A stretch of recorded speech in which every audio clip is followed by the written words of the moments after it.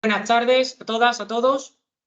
Comenzamos la grabación de la última tutoría que vamos a grabar, que es la dedicada al último tema que entra en el examen del manual La aventura de la moralidad de Carlos Gómez y Javier Muguerza, que se llama la tutoría y el capítulo Ética pública, derechos humanos y cosmopolitismo. Como he dicho al inicio de la tutoría, pues va a ser grabada, va a ser puesta a disposición. Y ya he dicho que una vez concluya el curso, una vez finalice la segunda semana de exámenes, desaparecerán las tutorías. ¿Vale? Porque el objetivo de subirlas al canal no es generar una especie de pozo y tal. Y luego porque me he dado cuenta de una extraña perversión que se produce en YouTube con la que yo no había caído y por tanto el año que viene no la subiré a YouTube, que es que las tutorías tienen anuncios, por los que ni yo ni la UNED cobramos nada. Entonces no me ha llamado a mí el señor a trabajar para otro. Entonces las voy a dejar ahí, voy a seguir por no cambiar ahora el turno, pero al curso que viene volveremos a otro lugar. ¿Vale? Porque y las eliminaré del canal. Se pueden descargar, con lo cual quien quiera verlas durante el verano, que las descargue o que vaya a stream de la UNED, ¿vale? Porque no me parece a mí de recibo que alguien tenga que ver un anuncio antes de ver una tutoría. Pues bien, dicho esto, recuerdo que la de la semana que viene no se grabará. Será la tutoría general de dudas, hablaremos de exámenes, cuestiones de comentarios de texto, preguntas más frecuentes. Por tanto, sí que animo a todas las personas que puedan acudir, bien presencialmente, bien online, a que acudan y ya habremos terminado. Así que, como sé que hay muchas personas que a la última de dudas no vienen, aprovecho para darle las gracias al inicio de la tutoría a todas las personas que hayan seguido estas. Ha sido un placer compartir con los presentes y con los ausentes camino y yo os animo a no desfallecer, a continuar a lo largo del grado. La filosofía es una carrera de fondo, pero merece la pena terminarla, merece la pena mantenerse en ella y sigo a disposición de todos vosotros en ese correo electrónico también durante el verano. Bien, lo último que quiero decir antes de comenzar es que dentro de poco, dentro de mucho, o quizás ya, os habrán llegado las encuestas de satisfacción o las encuestas de evaluación. Yo sí que pediría, por favor, que dedicarais un momento o un minuto de vuestro tiempo a complementar estas encuestas. En estas encuestas se valora tanto la asignatura como la atención que de la misma hace el equipo docente de Madrid y la que hago yo desde aquí, desde el Centro Asociado de Sevilla. Pues yo os pediría que la complementarais y también en el apartado de comentarios, específicamente en el apartado de comentarios, si habéis quedado contentos conmigo como tutor, pues que también lo digáis expresamente y si no, que también lo digáis expresamente, que este tutor no me gusta, no me gusta cómo tiene plantear las clases, los materiales no son buenos, no me ayuda a conseguir los objetivos de la asignatura o viceversa, sí. Y esto no lo digo para vosotros, sino para la gente que ve la grabación. Si sois de otro centro asociado y veis las tutorías de este, también decidlo, ¿vale? Porque al centro de Sevilla le ayuda, ¿vale? Para el centro de Sevilla, bueno saber que sus tutorías tienen un impacto más allá de... Yo sé que lo tienen porque hay tutorías de YouTube con 500 visualizaciones y no hay 500. Pero es que además a mí me escribe gente al correo electrónico que me dicen, no soy de tu centro asociado, soy de Galicia, soy de Zaragoza, soy de Berlín.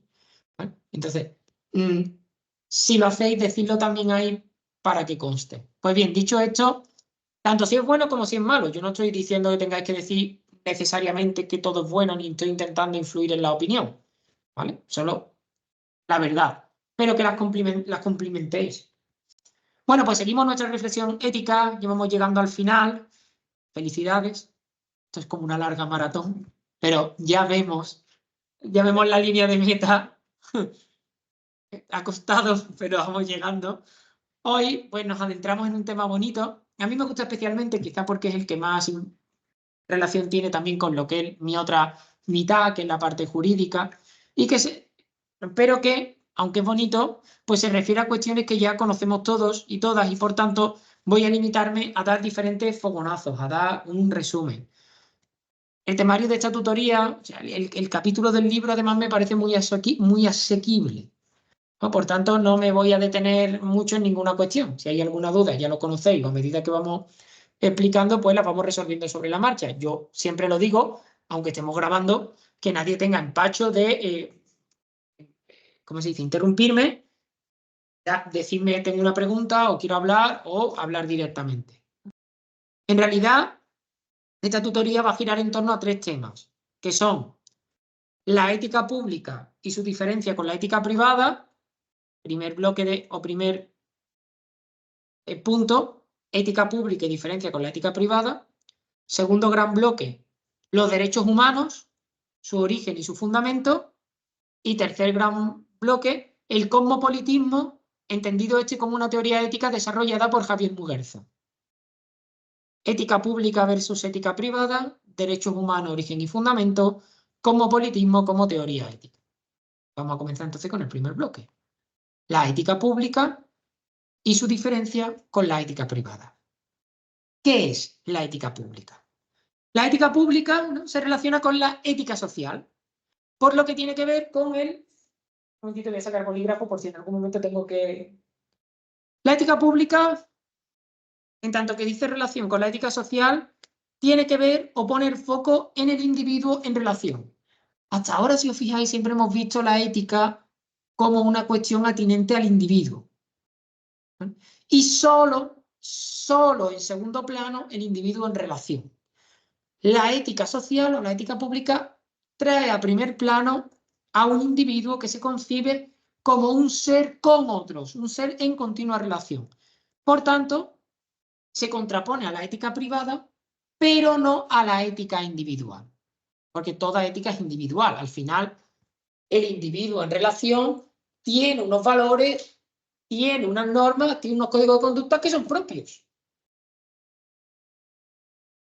La ética pública atiende, por tanto, o mira al individuo en el espacio público, no en el espacio privado. Voy a poner aquí los 3 conceptos para no liarnos, ¿vale? Una cosa es la ética individual, y toda ética es individual, toda ética es individual, no existe la ética colectiva, ¿vale? ¿Por qué? Aunque hay unos valores colectivos, si tú no los haces propios, no son propiamente éticos. Sería una heteronomía, una imposición, un totalitarismo. Bueno, la ética individual. La ética individual se despliega en 2 grandes ámbitos. El ámbito público, y entonces tengo la ética pública o social y el ámbito privado, y entonces tengo la ética privada. Ética individual, ética privada y ética pública o social son los 3 conceptos sobre los que va a girar nuestro tema.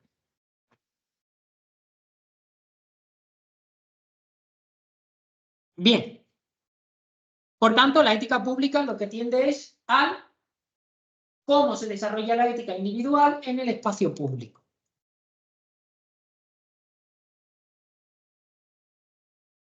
Pues bien, ¿cuáles son las manifestaciones de este espacio público donde se va a desarrollar, se va a desplegar, se va a desenvolver el marco ético de conducta?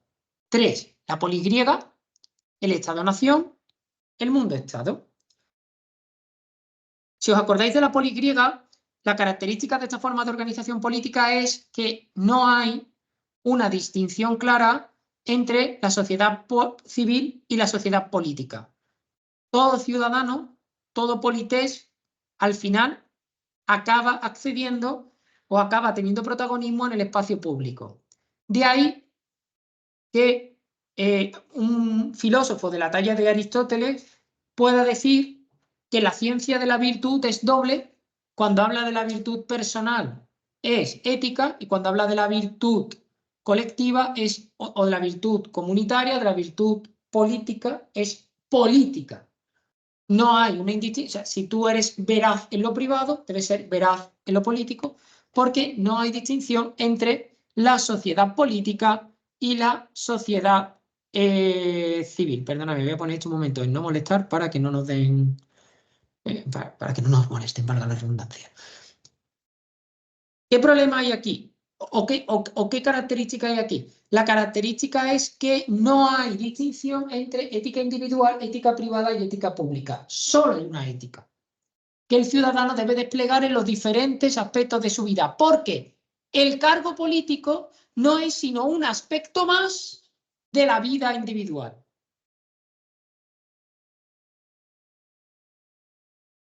Todos sabéis que la poli griega muere con la invasión de Alejandro Magno. Desde ese momento, la polis era una organización política muy particular porque se había caracterizado por ser la unidad última de gobierno. Era un estado entero en el territorio con el tamaño de una ciudad relativamente pequeña. Entonces, perdón, acordaros lo que las personas que habéis estudiado historia de la filosofía antigua 2, el trauma que supone para la propia concepción del individuo la pérdida de la polis y la integración de la polis en una unidad política cada vez mayor y cuya gestión me queda cada vez más lejos porque me desgaja de lo político. En la polis griega no hay una separación entre lo civil y lo político. Mientras que, a medida que la polis se integra en una unidad política cada vez mayor, cuya gestión a mí cada vez me parece no solo más lejana, sino también más ajena, lo que tengo en cuenta es que aparecen los dos ámbitos, lo civil y lo político. Y entonces se ha, de algún modo, puesto las bases o se ha preparado el terreno para que surja el segundo espacio público que vamos a estudiar, que es el Estado-Nación. En esta forma de organización política, lo que ocurre es que se acentúa la escisión entre la sociedad civil y la sociedad política. Y rige entonces el principio de libertad y de privacidad. Aparece el concepto de lo que Berlín llama la libertad negativa, que es la ausencia de coacción. La sociedad civil debe ser libre y se entiende por la libertad de la sociedad civil que lo político no coaccione su forma de actuar con violencia, con leyes, digamos que le fuercen a ser de una manera determinada, etc. En este contexto, me vais a perdonar, en esta tutoría voy a hacer muchas alusiones que quizá no vienen en el temario entre el derecho y la ética para que veáis las profundas conexiones que existen entre los dos ámbitos. En este contexto es donde surge la concepción de derecho civil, no de Roma, sino del Código Civil de 1889, y que también define Bernaldo Peña de Quirós en España cuando dice que el derecho civil es el derecho de la persona en sí considerada, que lo que procura es crear y proteger un espacio en el que cada ciudadano, cada ciudadana sea señor de sí mismo, se esté libre de coacciones. ¿De coacciones de quién? Del Estado. Hay una escisión entre lo político y lo civil. Y además, los políticos se ven como enemigos de lo civil, porque a medida que avance lo político, lo que hace es reducirse lo civil y viceversa. Hace falta cada vez un Estado más pequeño para que yo tenga mayor libertad. Este concepto de civil y político como diferentes, disociados y en conflicto es lo que descansa, es la visión que descansa en el liberalismo, el anarquismo, el libertarianismo, es esta idea. ¿Vale? El objetivo, por tanto, es reservar espacios para el ciudadano sustraídos a la acción del Estado. El Estado está representado por la sociedad política. Y viceversa, ¿no? Que no me molesten, que me dejen tranquilo.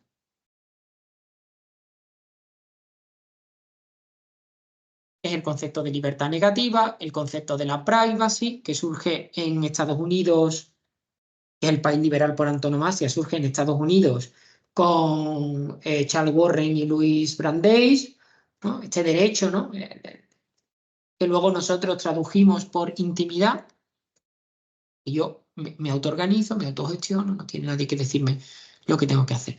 Y el tercer espacio público es el mundo-estado. El mundo-estado es un futurible y de él hablaremos al final, ¿vale? Cuando hablemos del cosmopolitismo de Muguerza, el cosmopolitismo como teoría ética de Muguerza está cimentado sobre La idea de que en realidad todos los seres humanos somos una gran comunidad. Por tanto, el mundo es como una gran aldea global. Si os fijáis, el espacio público lo que ha ido cada vez haciéndose cada vez más amplio.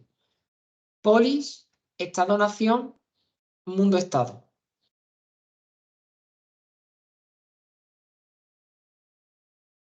Si yo tengo una visión contrapuesta de corte liberal o libertario, también colectivista, entre una visión de conflicto entre lo civil y lo político, la ampliación del espacio público va en detrimento de lo civil. Si yo tengo la visión de coimplicación entre lo civil y lo político que tenían, por ejemplo, los griegos y los romanos, la ampliación de lo político o de lo público va en aumento, no en detrimento de lo civil.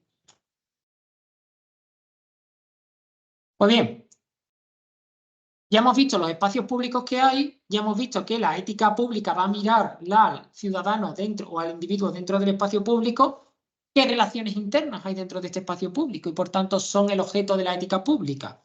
Pues bien, las relaciones que se establecen entre los individuos que componen los diferentes espacios públicos son el objeto de la ética pública. Estas relaciones pueden ser de muchos tipos, pero todas ellas, de algún modo, son reconducibles a alguna de las dos categorías que tenéis en la diapositiva. Alteridad y aliedad. Alteridad y aliedad son tipos de relaciones interpersonales. Las relaciones interpersonales son las relaciones que se establecen entre el yo y el otro. Ahora bien, las relaciones que se establecen entre el yo y el otro pueden variar en función del grado de alteridad que tenga el otro.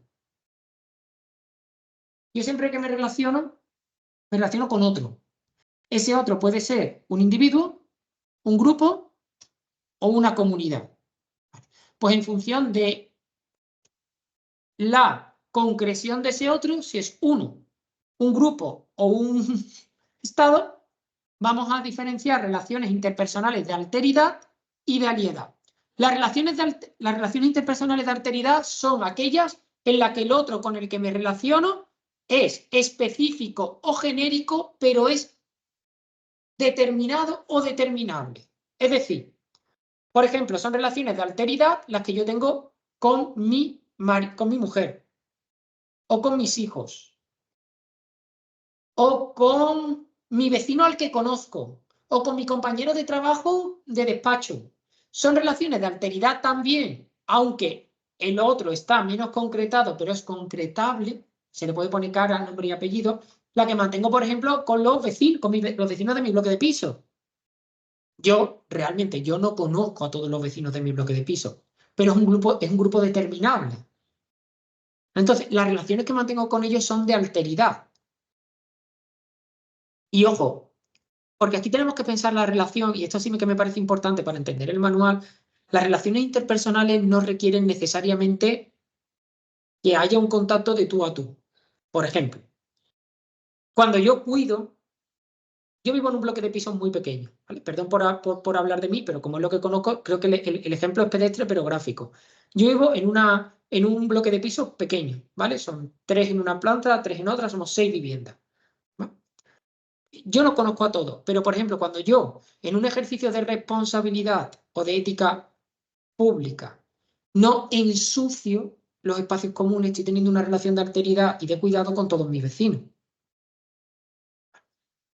Es el cuidado de lo común, ellos también. ¿Cómo se expresa esto? ¿No? Pues si yo, por ejemplo, dejo el paraguas manchado fuera y no voy goteando, meto la bolsa de basura que gotea y que voy a pasear por toda la escalera en otra bolsa para que no gotee. Estos son relaciones de alteridad. Aunque yo no sepa si esta persona es mi vecino, no lo conozca o no me haya relacionado con ella. Pero porque no tenemos que confundir la relación de alteridad o interpersonal con una relación de personal concreto. Vale. Estas son las de alteridad. Estas las podemos entender claro. ¿Cuáles son las relaciones de aliedad? Aquellas en las que el otro es tan genérico que no puede ser individualizable, ni individualizado, ni determinable. Aquellas en las que el otro es tan genérico que no pueden ser que no puede ser ni individualizable ni individualizado. Voy a poner otro ejemplo súper pedestre, ¿vale? Pero que creo que es gráfico. Además, tiene mucho que ver con ese momento del año en el que estamos y del que tanto sabe nuestro querido compañero. Estamos en la etapa más bonita del año, que es la de pagar impuestos, ¿vale? La del IRPF. Entonces, ahora a mí, bueno, yo soy medio pobre, pero ahora a la gente que tiene pasta, a mí también, ¿eh? No porque tenga pasta, sino porque yo no sé quién hace el cálculo de mis ingresos. Ahora nos van a meter un sablacillo, ¿vale? Pues bien, parte de ese dinero, quizás no tanto como nos gustaría, pero parte de ese dinero irá, por ejemplo, a financiar becas de estudio para las personas que van a comenzar estudios universitarios en septiembre y que, teniendo capacidad, no tienen fondos. Parte del dinero que a mí me van a exigir, o que yo voy a pagar, pues no me gusta la palabra quitar, parte del dinero que yo voy a pagar en junio y en noviembre, está destinado a sufragar esas becas. Esas son las relaciones de aliedad. Yo mantengo relaciones interpersonales con mi comunidad, con mi nación. Y parte de esas relaciones es que un fragmento de lo que yo he ganado, me privo de ello para que otras personas a las que no conozco y a las que quizás no voy a conocer nunca tengan las mismas oportunidades que yo he tenido. O puedan recibir un tratamiento médico que no podrían sufragar si tuvieran que pagarlo por la vía privada, o tengan carreteras por las que ir al trabajo que nadie podría pagar si tuviera que pagarla de su bolsillo, y basta ver lo que cuesta organizar una barriada para saber que no podríamos haber pagado la autovía Sevilla-Utrera.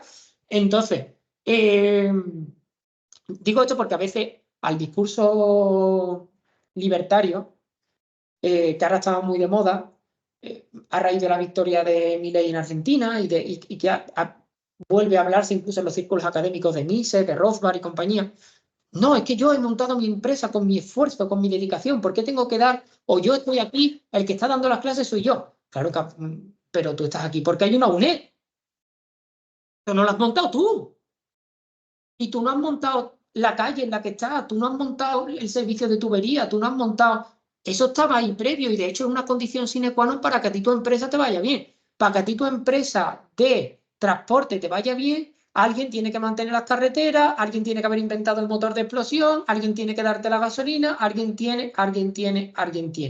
Vale, es que el mercado regula, sí, pero hay cosas que se te olvidan y que a lo mejor lo que se te olvida es que en un momento difícil de tu vida, tu padre pudo seguir pagándote los estudios porque tuvo una pensión no contributiva. Quizá. No sé. Entonces, estas son las relaciones de aliedad, ¿vale? Aquellas en las que el otro es genérico, pero eso no significa que no exista. ¿Dónde está la ética pública ahí? En que yo, consciente de que parte del patrimonio que pago va a ir para pagar tratamientos médicos, para pagar becas, no le hago trampas al Estado. No oculto parte de lo que gano, no finjo que gano menos, no. Esa es parte en la que se traducen las relaciones de aliedad, ¿no? Porque parece que si no veo al dañado no he hecho ningún daño. Sí. Y eso es lo que nos recuerdan esas relaciones de aliedad, que todos formamos parte de una comunidad que es más grande de lo que nos permite conocer nuestro metro cuadrado de existencia. De esta articulación externa, de la articulación interna del espacio público que acabamos de ver como un conjunto de relaciones interpersonales de alteridad y de aliedad, surge la articulación externa del espacio público, ¿no? El espacio, las relaciones internas no solo las moralizan los ciudadanos, sino que, como estamos hablando de ética pública, el Estado puede ayudar a que esas relaciones de los individuos que componen el espacio público se etifiquen, pero a la vez hay un tercer tipo de relación, que es aquella que mantenemos nosotros con el Estado, ¿vale? Que también deben ser etificadas. ¿Cómo moraliza el Estado la vida social? Pues de dos modos. Primero, autolimitándose a través de normas, y entonces surge el Estado de Derecho, y realizando o llevando a cabo o produciendo la justicia social. Y entonces tenemos el Estado social.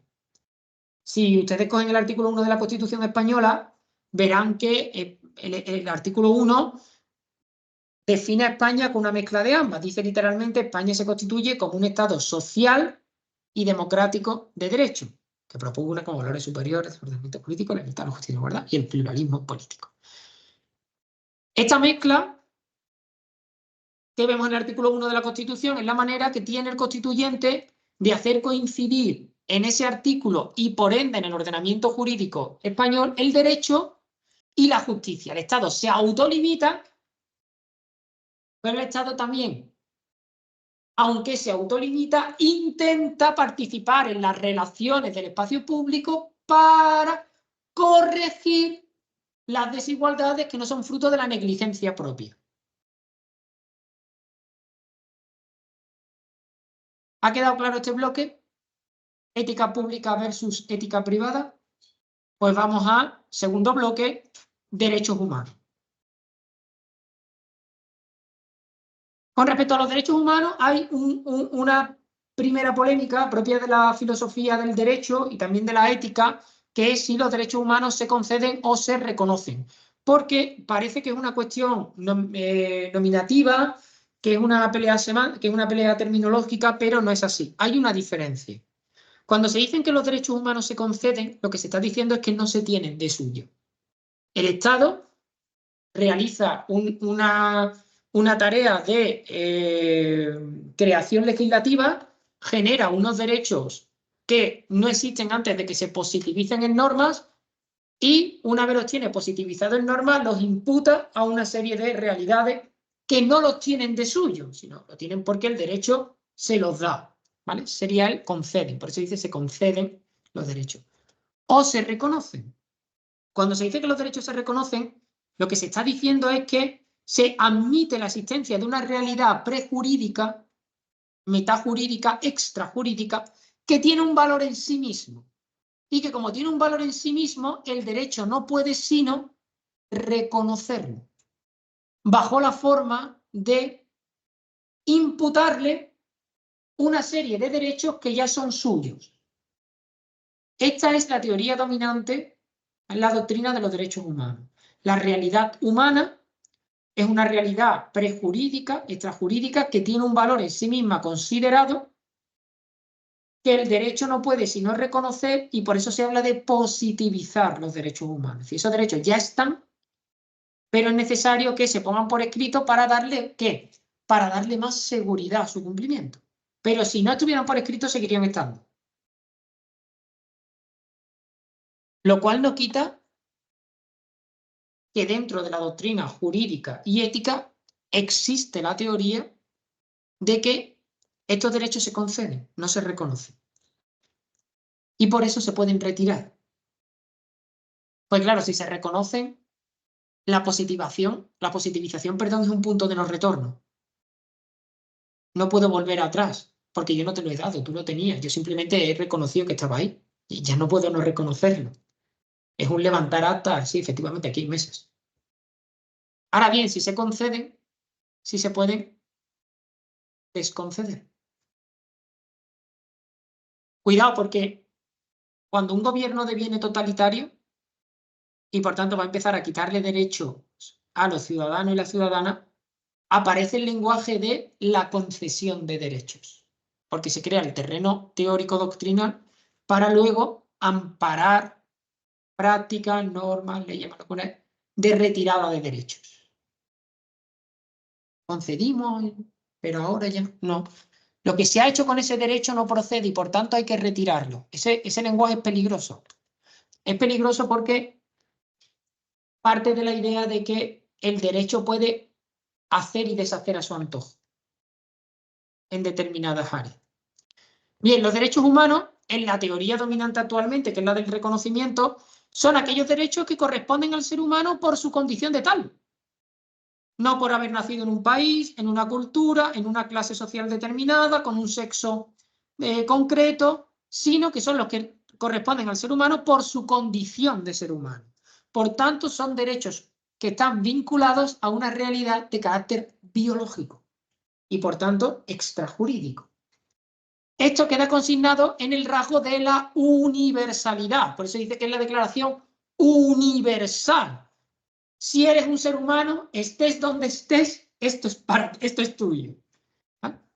Esto queda junto al rasgo de la universalidad, se dice que los derechos humanos tienen otros 4 rasgos, que son los que tienen ahí que vamos a desarrollar ligeramente. Son inalienables, es decir, son inajenables, yo no los puedo enajenar, yo no puedo vender mi derecho a la vida, no puedo hipotecar mi derecho al nombre, ojalá, sería mucho más fácil conseguir un préstamo. No puedo donar mi derecho a la inviolabilidad de mi domicilio.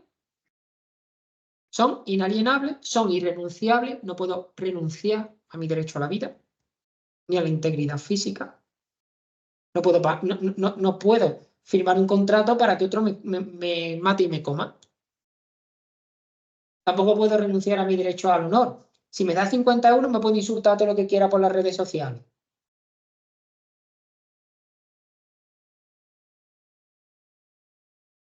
Tampoco puedo tampoco puedo renunciar a mi libertad de ambulatoria. Puedo autolimitármela, pero no renunciar a ella de tal modo que nunca la pueda adquirir de nuevo. Yo puedo autolimitármela. Yo puedo irme, si me aceptan, me puedo ir 6 meses a un convento de clausura y no salir los 6 meses. Y puedo comprometerme a no salir, pero en cualquier momento salgo. Y no viene la Guardia Civil. ¿Usted se ha ido del convento de los carmelitas? ¿Esto qué es? Adentro. Pues me salí. ¿No? Son imprescriptibles, es decir, no se ganan ni se pierden por el paso del tiempo. Aunque yo nunca haya hecho uso de mi libertad de conciencia, no la pierdo. Y son limitados. Esto es clave, ¿eh? No hay ningún derecho de los reconocidos en la Declaración Universal de Derechos Humanos o en la Constitución Española que sea absoluto. Todos tienen un límite. Normalmente ese límite, el límite de los derechos no son los derechos de los demás, ¿vale? Ya no estamos en primaria. El límite de los derechos suele ser el espacio público.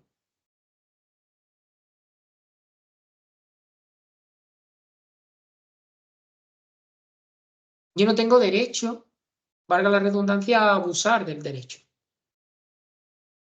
Generando, de hecho, todavía el Código Civil dice que la ley no ampara ni el abuso del derecho ni el ejercicio antisocial del mismo. Ahí te está dando a entender que el primer límite que tienen todos los derechos es el espacio público, que es el ejercicio antisocial. Y la Constitución lo dice menos porque es más programática, pero el Código Civil, que es un texto muy de batalla, muchas veces te pone que los límites es la ley, la moral y el orden público. El famoso orden público, ¿no? Por tanto, tener un derecho no es una patente de corso ni es un cheque en blanco para hacer lo que uno quiera. Yo con un ejercicio de la libertad de expresión no puedo insultaros. Y amparándome en la libertad de cátedra no puedo decir aquí la primera barbaridad que se me ocurra ni negarme a dar clases. Todos los derechos tienen un límite. Otra cosa es que se haga, ¿vale? Pero en principio no debería hacerse. Bien, Muguerza destaca la positivización de los derechos humanos. Esto es, ¿qué es la positivización de los derechos humanos? La recogida de estos derechos en textos legales concretos, como por ejemplo la Declaración Universal de Derechos Humanos de 1948 o la Constitución Española de 1978.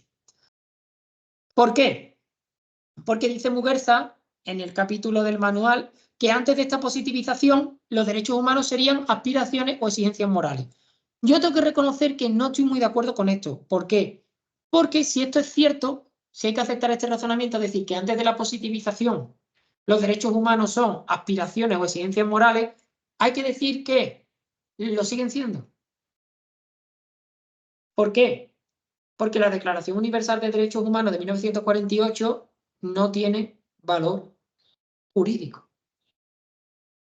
No tiene valor jurídico de suyo.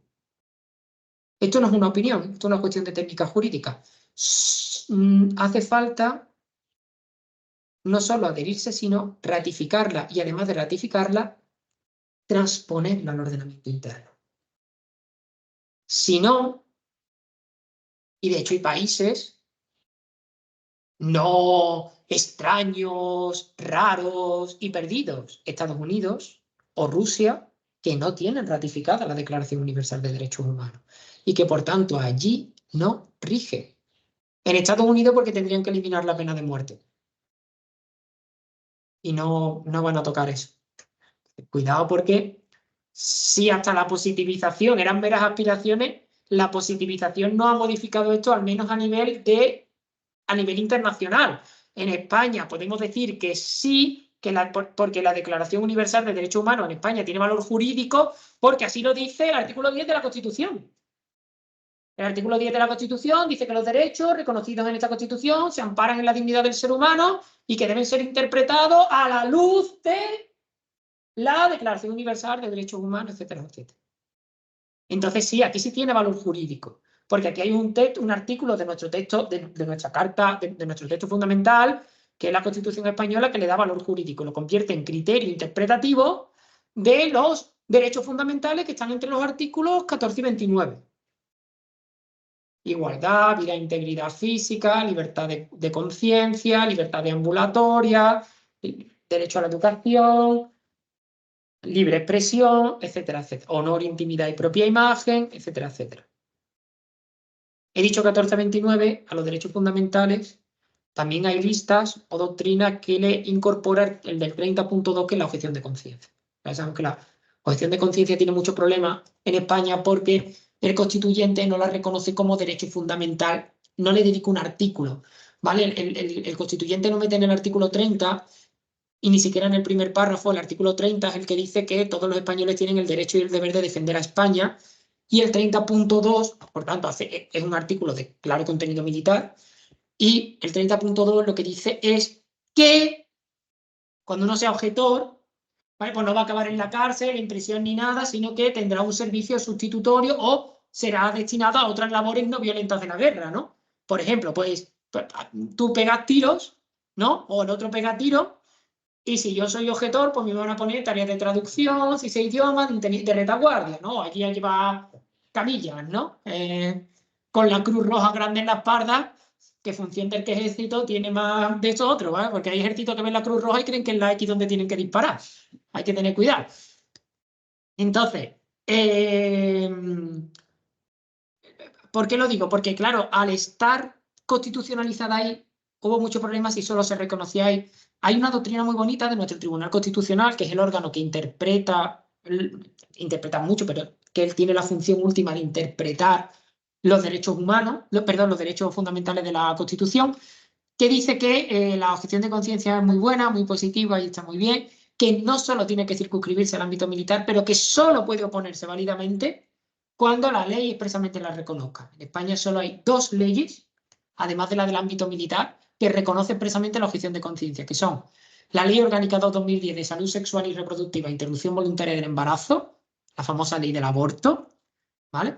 Y la Ley Reguladora del Derecho de Eutanasia, la Ley Reguladora de la Eutanasia, ¿vale? Por tanto, son 2 leyes que se circunscriben la objeción de conciencia solo al personal sanitario, entendiéndose por personal sanitario en sentido amplio, es decir, toda persona que tenga que intervenir en la operación quirúrgica de interrupción voluntaria o de eutanasia, no tienen que ser necesariamente médicos, ¿vale? Cualquier persona que tenga que intervenir en función de su oficio se puede acoger a esa objeción de conciencia, pero vamos, será personal sanitario vinculado al personal sanitario. No veo yo ahí a un agente de banca, ¿no? Yo me voy a...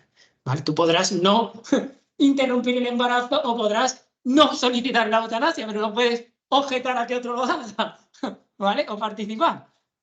Es que hay gente por ahí haciendo declaraciones y firmando textos para, no, yo quiero ser objetor de conciencia. Bueno, pero es que usted no va a participar. Yo no voy a participar nunca en un proceso porque estarían locos, ¿vale? Si a mí me dan un bisturí y la anestesia, venga, Valentín. Pues yo soy objetor ahí, pero de todo. Vamos, ni sacar una muela, porque no tengo ni idea.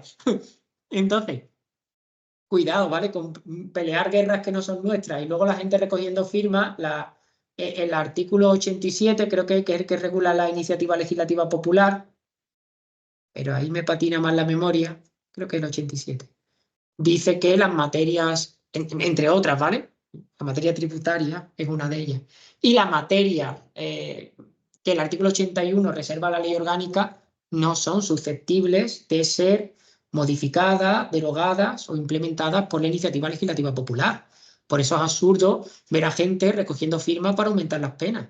Mira, las penas, ¿dónde se encuentran? En el Código Penal. ¿El Código Penal qué? Una ley orgánica. Game over. Pueden mandar 40 millones de firmas, pero tienen un valor meramente simbólico. Ni siquiera fuerzan a la toma en consideración de una reforma. Tampoco la tributaria, porque yo estoy seguro que una propuesta para eliminar el IRPF pues tendría un 100% bueno, un 98% de adhesión, porque siempre hay gente por ahí que, en fin, que no se ha enterado muy bien de lo que va la propuesta, no les llega, ¿vale? Entonces, claro, no. Piensen ustedes si estas medidas se pudieran implementar por iniciativa legislativa popular, por la ILP, sería una barbaridad. ¿Ah? Pues bien, esto es culturilla jurídica general para evitar que tengamos, en fin, que luego firmemos cosas que no vienen a nada o luchemos guerras que no son nuestras. Bueno, pues nosotros sí que tenemos una declaración de derechos fundamentales con eficacia directa en la parte dogmática de la Constitución española. Llegados a este punto, y en este tema habría que decir que si nunca habéis leído, yo sé que vosotros tres no sois el mejor ejemplo, pero no sé si en casa, ¿vale? Digo, es que los tres que tengo delante estoy convencido por la profesión que tienen que en algún momento se han leído la Constitución, por lo menos lo que yo voy a decir, ¿vale? Que es la parte de los derechos fundamentales, ¿vale? Es interesante verla, nada más. Solo por ver qué derechos tenemos. Porque a veces reclamamos derechos que no tenemos y no reclamamos derechos que sí que tenemos. Entonces no está de más saber qué tenemos y qué no tenemos. Bien, pues toda esta cuestión de los derechos humanos nos remite a las relaciones entre ética y derecho. Y en las relaciones entre ética y derecho pueden ser de dos tipos. Agonista e irenista, ¿vale? Agonista e irenista. La visión agonista tiene como precursor al jurista que tenéis en pantalla, que no es otro, que quizá por el aspecto no lo conocéis, porque además lo he puesto ahí de perfil a mala idea para que no se le conozca, esta no es su foto más famosa, pero cuando diga el nombre, los que venís del derecho os va a sonar, que es Rudolf von Jhering, el famoso Jhering, que tiene un opúsculo muy bueno, un librito muy fácil de leer, que además es muy fino, tiene muy pocas páginas, así que si a alguien le interesa este tema, no hace falta tener un conocimiento profundo ni específico del derecho para leerlo y disfrutarlo, que es La lucha por el derecho. Por cierto, tiene otra todavía más chula, pero esto es solo para gente que tenga un conocimiento de derecho, no hace falta haber estudiado la carrera, con que hayas hecho una oposición que te haya metido un poquito de derecho, suficiente, que es Jurisprudencia en broma y en serio. ¿Vale? También del mismo autor, de Rudolf von Jhering. Pues bien, en la lucha por el derecho, Jhering acoge, o Jhering se adhiere a la tesis de que de que los derechos, no los derechos humanos, porque él es anterior a los derechos humanos, pero que esto que luego se ha articulado como derecho humano, que en el derecho civil se conocen como derechos subjetivos, en realidad se refiere a un interés jurídicamente protegido. Por eso, para Jhering, el derecho, en última instancia, es un mecanismo de resolución de conflictos de intereses. Cada derecho subjetivo representa un interés. Por ejemplo, mi derecho a la vida representa el interés subjetivo de estar vivo y que nadie me mate. El derecho a la libertad de conciencia representa mi interés subjetivo de rezarle a quien me dé la gana o de no rezarle a nadie. Pues bien, como cada derecho subjetivo atiende a un interés propio y estos intereses pueden entrar en conflicto, por ejemplo, yo puedo tener el interés de expresar mi opinión sobre la profesionalidad de A. Y A tiene, y entonces aparece el derecho, yo alego el derecho a la libertad de expresión. Y A tiene un interés subjetivo en que nadie menoscabe el buen nombre que se ha hecho no haciendo nada. Entonces aparece el conflicto entre dos intereses, el interés de A de que nadie menoscabe su fama y el interés mío o de B de decir lo que piensa sobre A. Entran en conflicto dos derechos subjetivos que son el derecho al honor y el derecho a la libertad de expresión. Pues bien, ¿cómo es imposible que en las sociedades en las que viven diferentes individuos que tienen diferentes intereses no se produzca un conflicto de intereses? ¿Qué es el derecho? El derecho aparece como una manera de prever que no aparezcan estos conflictos y si aparece, de resolverlo. Y aparece la función del derecho, la función preventiva o pacificadora y la función resolutiva del derecho. El derecho prevé y previene los posibles conflictos que puedan surgir, como cuando tú estás en tu casa y dices, ay, le voy a llevar un regalito a mi sobrino y el otro sobrino se va a molestar, le llevo otro regalito, preveo el conflicto y lo prevengo. Y si surge el conflicto porque a uno le gusta a los dos les gusta la cantimplora roja, vengo con un mecanismo que, bueno, pues la vamos a echar a suerte. Resuelvo el conflicto. Esto es el derecho. Ir a juicio es la manera más pija que hemos encontrado de tirar la moneda al aire. De echar las cosas a suerte. Entonces, luchar por el derecho, dice Jering, es luchar por un interés. Es luchar por los intereses de los individuos para que estos intereses puedan convertirse en derechos objetivos, es decir, para que puedan ser contemplados por el derecho. Los cambios en el derecho, dice Jering, siempre son fruto, por tanto, de una revolución. El derecho ha consagrado los objetivos de una clase, de un grupo, cuando otra clase gana fuerza y, por tanto, sus intereses se vuelven preponderantes, esa clase entra en conflicto, esa clase lucha. Lucha no es siempre violenta, lucha puede ser, genera un partido político, gana unas elecciones y realiza una tarea de reforma normativa para que el derecho recoja los intereses de otro grupo, de otra clase. Y, por supuesto, eso se hace con un amplio conflicto social porque la clase anteriormente dominante de algún modo, se resiste a que el derecho deje de reflejar sus intereses. Esta es la visión de Jering, en la que el derecho y la ética tienen una función, tienen una relación agonista, de conflicto, ¿vale? Y, por tanto, siempre se requiere una suerte de revolución que no tiene que ser violenta, puede ser pacífica, cambio de política, cambio de partido, ¿vale? Para que el derecho se modifique y para que cambie la ética pública. O la visión de Rawls, que es la visión irenista, en función de la cual la razón pública, la razón política, es aquella que siempre mira al bien público y, por tanto, los cambios en el derecho serán fruto no de una revuelta, de una revolución, sino de una mayor concreción, una mayor definición, un mayor conocimiento del bien público. Para Rawls, todos, en realidad, o sea, para Rawls, la visión de Jering está mal, no tenemos intereses contrapuestos, en realidad todos tenemos el mismo interés, que es el bien público, y en lo que diferimos es en los caminos para alcanzarlo. Por tanto, las modificaciones jurídicas y las modificaciones éticas no vendrán dadas por cambios en los de intereses dominantes, sino, por el contrario, porque se va redefiniendo mejor el interés público y, por tanto, vamos mejorando el camino hacia él. Y llegamos al tercer bloque, el cosmopolitismo. ¿Dudas o cuestiones en torno al segundo bloque, que es el más denso? Bueno. Muguerza termina el capítulo con una propuesta del cosmopolitismo como teoría ética y sitúa este cosmopolitismo entre o frente al universalismo y al comunitarismo. Para Muguerza habría dos grandes corrientes de ética pública, que son el universalismo y el comunitarismo, y como tercera alternativa o tercera vía a estas dos, él propone el cosmopolitismo. ¿Qué es el universalismo? Lo tenéis ahí en la diapositiva. Para el universalismo, los derechos humanos corresponden al ser humano en tanto que humano y no como miembro de una comunidad. Es decir, que no importa si vives en grupo, si no vives en grupo, si estás o no estás. Entonces, por el mero hecho de ser humano, tienes los derechos humanos. ¿Qué pasa? Que en esta visión, todo el discurso, como no se contempla al ser humano dentro de una comunidad, todo el discurso en torno a los derechos humanos se hace utilizando como sujeto de los derechos a un ser que no existe, que es el ser humano. No existe el ser humano. Lo que existen son seres humanos concretos. Problema. Los seres humanos concretos tienen un contexto, tienen una historia, tienen una tradición, tienen una sociedad, tienen un grupo de referencia.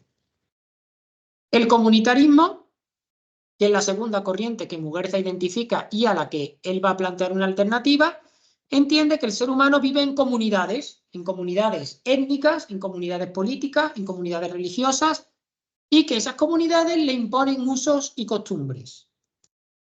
Para este grupo o para esta corriente, el ser humano adquiere su humanidad y, por tanto, sus derechos y obligaciones en tanto que miembro de una comunidad. Esto se ve claramente, salvando la distancia, si tomamos como referencia una comunidad religiosa concreta que es la Iglesia Católica.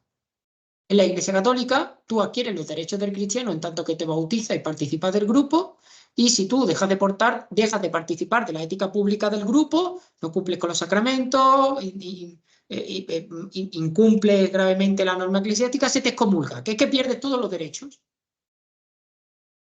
Tú no tienes valor tanto en ti mismo como miembro del grupo. Y tu valor como miembro del grupo va en función de que tú te comportes conforme a los estándares y las normas del grupo. Y si tú no lo haces y te conviertes en un elemento peligroso, nocivo o tóxico del grupo, el grupo te expulsa y ya no tiene ningún valor. El valor que tenías antes no lo tienes, ¿vale? El universalismo, problema de la abstracción, que al final habla de una cosa que no se encuentra en ningún lado. El problema del comunitarismo, la preeminencia de la comunidad sobre el individuo. Frente a estas dos teorías, el cosmopolitismo de Muguerza, que mira al individuo como hace el universalismo y a la comunidad como hace el comunitarismo. Para el cosmopolitismo, para Muguerza, la comunidad tiene importancia. Ahora bien, la comunidad, en realidad, a la que la atiende es la comunidad cosmopolita, que es una comunidad de comunidades en la que se dan cita lo universal, que es la comunidad de comunidades, y lo comunitario, como expresión también de un individuo concreto, porque no existe ningún individuo concreto que no esté inserto en una comunidad, sea esta la que sea, aunque solo sea la comunidad de corredores o el grupo de senderistas de la Sierra Norte de Sevilla. Bien, Muguerza, que sabe que esto es muy abstracto y a veces difícil de... Muguerza, que sabe que esto es abstracto y difícil de captar, pone como ejemplo una metáfora que cierra el capítulo, que es la metáfora de la nave espacial, en función de la cual él, utilizando un recurso retórico que ya había utilizado Carl Sagan, que creo que no sé si os suena Carl Sagan, era un astrofísico, tenía una serie muy conocida que se llamaba Cosmos. Él en un momento determinado, ¿saben ustedes que yo no sé qué sonda es, no sé si es la Voyager o alguna de estas que se lanzan al espacio y que sea lo que Dios quiera, cuando ya la NASA iba a perder el contacto con ella, iba a quedar en el frío espacial, moviéndose en el eterno vacío, ¿vale? Le dan la vuelta a la cámara y hacen una foto de la Tierra, ¿vale? Vista a distancia. Y se ve un pequeño punto azul. Y él entonces hace una reflexión que se llama ese pequeño punto azul, ¿no? Donde dice, todos los sabios y las sabias, todos los eventos de la historia que tan grande parecen, todos los problemas, todas nuestras tradiciones, todos nuestros prejuicios están en ese pequeño punto azul, indistinguible de los demás puntos si no te dicen que está ahí. Entonces, esta metáfora es retomada, no digo que sea la que Muguerza tiene delante, pero se parecen mucho. Esta metáfora de la Tierra como una nave en la que todos vamos es retomada por Muguerza para recordarnos, y no está de más recordarlo como última palabra de este ciclo de tutorías sobre ética, que todos los seres humanos que estamos en ese trozo de piedra estamos coligados por un destino común.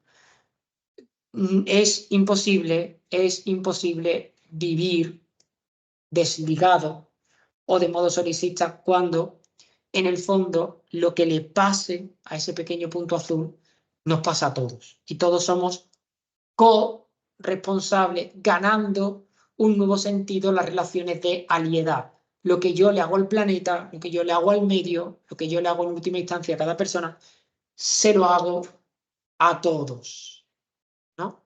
Todos estamos coligados por un destino común porque todos vamos en el mismo barco, todos estamos en la misma arca y o nos salvamos todos o en el fondo no se salva nadie, lo cual es una llamada en última instancia, que yo creo que es la llamada eterna de la ética, a corresponsabilizarse no solo de la propia vida, sino también en la medida en que podamos, sin grandes heroicidades, pero con lo ordinario de cada día, a corresponsabilizarnos, digo, del destino, de los problemas, de las angustias, de las felicidades de los demás.